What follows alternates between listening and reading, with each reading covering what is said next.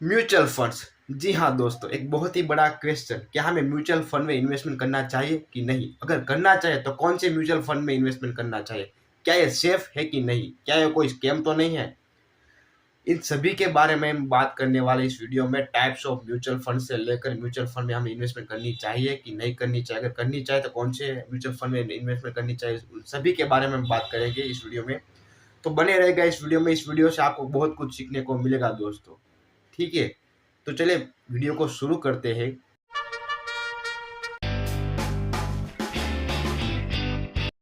तो दोस्तों, मैं हूं आपका गुज्जू मार्केट किंग और आज हम देखने वाले हैं कि what is mutual funds, mutual fund किसे कहते हैं, ठीक है? तो आपको स्क्रीन पर देखकर पता चल ही गया होगा कि हम म्यूचुअल फंड्स के बारे में बात करने वाले हैं। तो चलिए हम पहले थोड़ा सा ओवरव्यू देख लेते हैं कि हम इस वीडियो में क्या देखने वाले हैं, ठीक है? तो हम पहले देखेंगे इंट्रोडक्शन ऑफ म्यूचुअल फंड्स, कि म्यूचुअल फंड्स किसे कहते किसे है। उसके बाद हम देखेंगे टाइप्स ऑफ म्यूचुअल फंड्स, के कितने प्रकार के म्यूचुअल फंड होते हैं। और उसके बाद हम देखेंगे एडवांटेज, कि इसके क्या एडवांटेजेस है, क्या हमें म्यूचुअल फंड्स करने के हमें कोई बेनिफिट होगा कि नहीं, इसके बारे में हम बात करेंगे। तो बने रहेगा इस वीडियो में, ठीक है? तो चलिए वीडियो को हम शुरू करते हैं। तो पहला, इंट्रोडक्शन ऑफ म्यूचुअल फंड्स। तो म्यूचुअल फंड किसे कहते हैं, इसके हम बेसिक डेफिनेशन पहले देख लेते हैं। तो आप देखिए यहाँ पर है, मैं इसको ट्रांसलेट कर दूंगा हिंदी में, आप चिंता मत कीजिएगा, ठीक है? A mutual fund is an investment vehicle that pools money from multiple investors to invest in a diversified portfolio of stock, bonds और other security।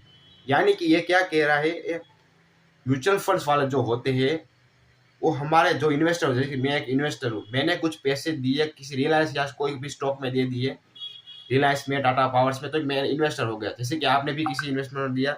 तो अगर आपको पता नहीं चल रहा है कि आपको रिलायंस में करना चाहिए, टाटा मोटर्स को खरीदना चाहिए, कौन कौन से स्टॉक खरीदने चाहिए, अगर आपको नहीं पता चलता है, तो इन सभी स्टॉकों का एक सब मिला का एक फंड बनता है, जिसे लोगों ने नाम दिया म्यूचुअल फंड्स। समझ रहे हो? अगर हमें बारी बारी करके हमें कुछ भी करना नहीं, हमें सिर्फ एक जगह पैसे डालने हैं और सभी जगह वो म्यूचुअल फंड वाला जो लोग होंगे, जो इन्वेस्टर्स होगा, जो उसका मैनेजर होगा, वो सभी जगह उस पैसे को रिलायंस में, टाटा मोटर्स में, जो भी बड़ी बड़ी कंपनी होगी, छोटी कंपनी होगी, अलग अलग प्रकार के जो म्यूचुअल फंड होंगे, उसके बारे में आगे बात करेंगे, वो उसमें डाइवर्सिफाई कर देगा, ठीक है? उसे हम कहते हैं म्यूचुअल फंड्स। फिर से हम एक बार बात कर लेते हैं। अब mutual fund is investment vehicle that pools money from multiple investor. अलग अलग ऐसे बहुत सारे लोग हैं, हमारे इंडिया में 140 करोड़ है, उनमें से 20 करोड़ लोग अगर इन्वेस्ट करते हैं, तो समझ रहे हो उस म्यूचुअल फंड की वैल्यू कितनी होगी। डाइवर्सिफाइड पोर्टफोलियो ऑफ बॉन्ड्स और अदर सिक्योरिटी, जैसे गवर्नमेंट बॉन्ड्स हो गए, उसके बारे में आगे बात करेंगे, ठीक है? म्यूचुअल फंड्स, तो इसे कौन मैनेज करता है, इस म्यूचुअल फंड को कौन चलाता है? तो आप देखिए, mutual funds are manage by asset management companies, AMC चलाती है, which appoint professional funds manager to oversees the funds investment. मतलब वो बहुत ही प्रोफेशनल लोग होते हैं जो इस फंड्स को चलाते हैं, इसे असेट मैनेजमेंट कंपनीज कहते हैं। इसके द्वारा सब कुछ चलता है।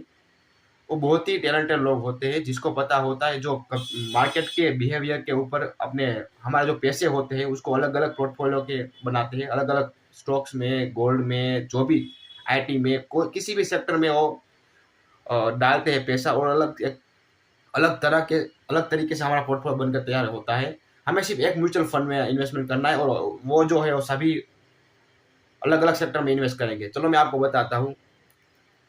आप देखिए यहाँ पर एक ग्रो है, तो यहाँ पर म्यूचुअल फंड्स, जैसे कि अगर मैं यहाँ पर क्लिक करूंगा ऑल म्यूचुअल फंड्स में, तो आप देखिए यहाँ पर हमें 1653 म्यूचुअल फंड दिखा रहे हैं।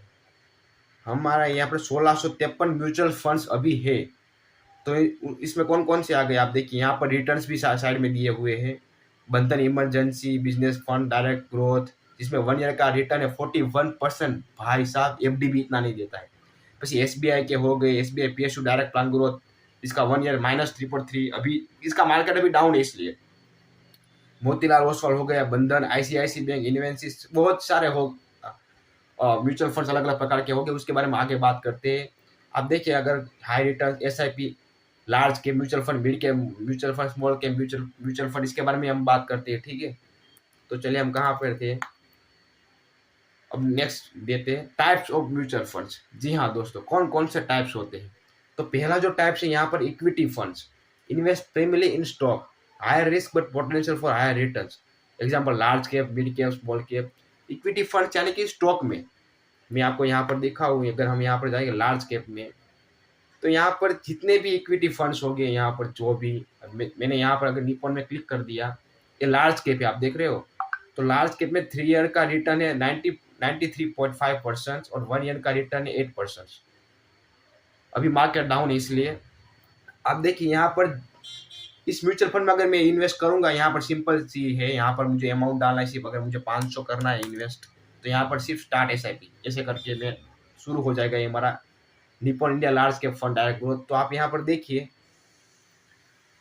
अगर मैं इस म्यूचुअल फंड में इन्वेस्ट करूंगा तो मेरे पैसे कहाँ पर जाएंगे, मेरे जो 500 रुपीज़ है वो कहाँ पर जाएंगे। अब देखिए HDFC बैंक में जाएंगे, रिलायंस में जाएंगे, ICICI में जाएंगे, Infosys, Bajaj, Axis, state bank, इन सभी जगह पर जाएंगे।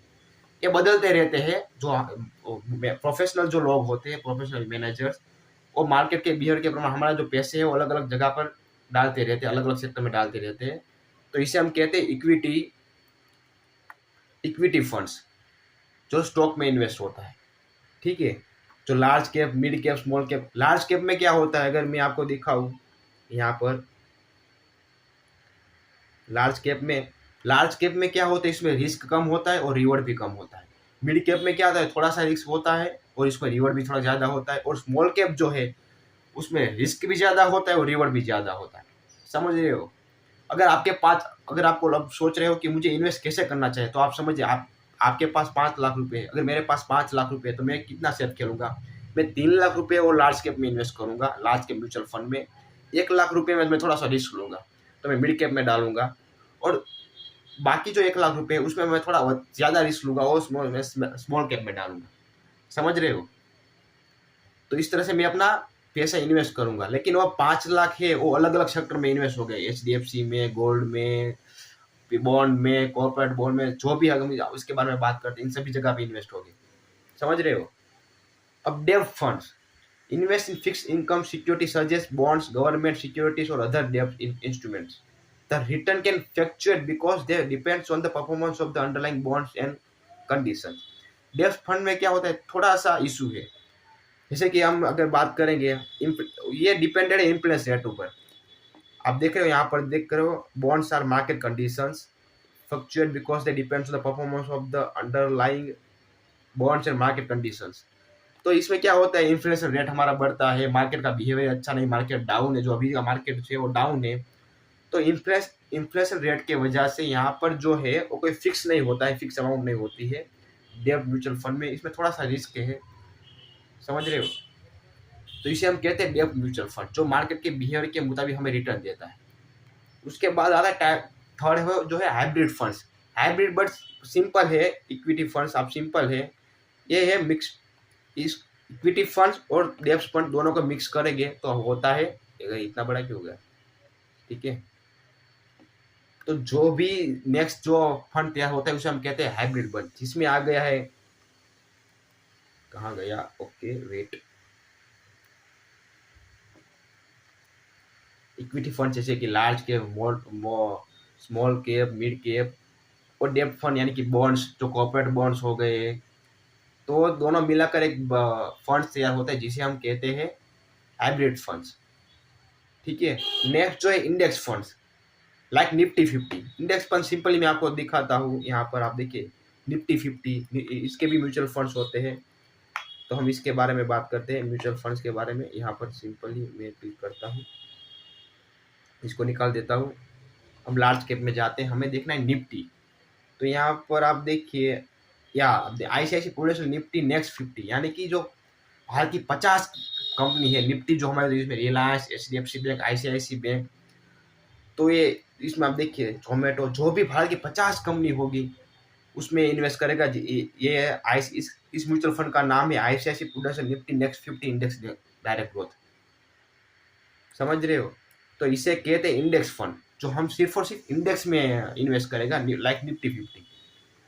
नेक्स्ट जो है types of sector thematic funds, focus on specific sector such as IT, pharma और banking.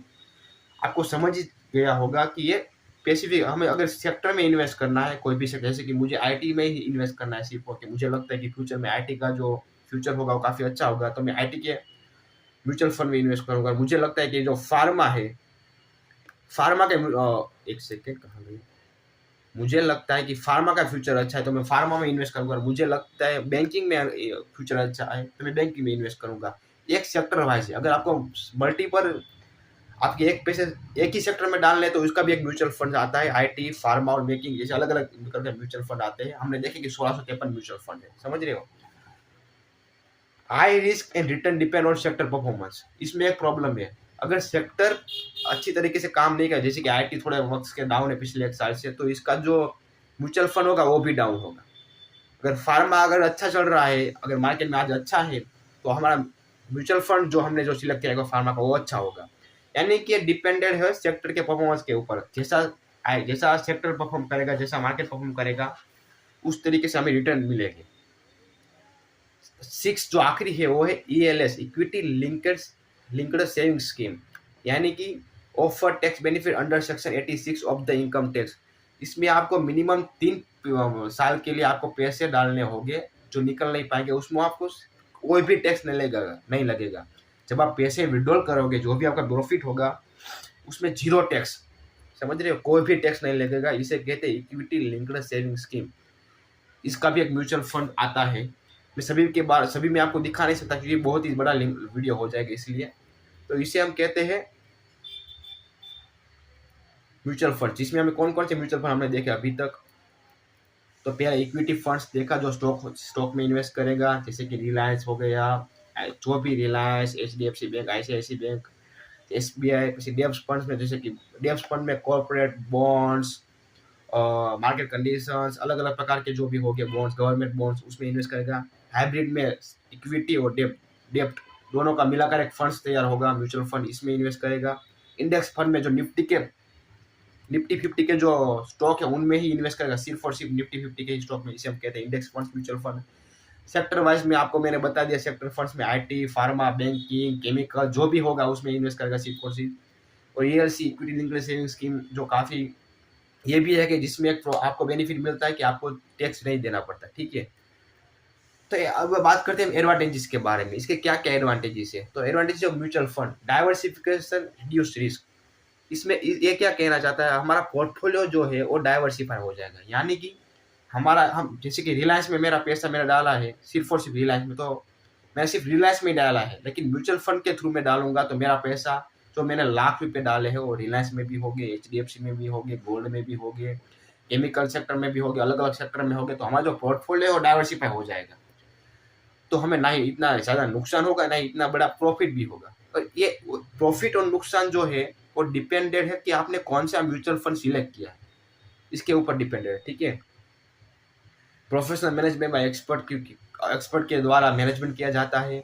Liquid, easy to bye और सेल, सिंपल ही है, मैंने आपको दिखाया यहाँ पर। आपको अगर इस म्यूचुअल फंड में बाय करना है तो आपको सिंपल यहाँ पर अमाउंट डालना है और यहाँ पर आपका जो भी UPI ID जो भी होगा, सिंपल इसको स्टार्ट SIP शुरू हो जाएगा।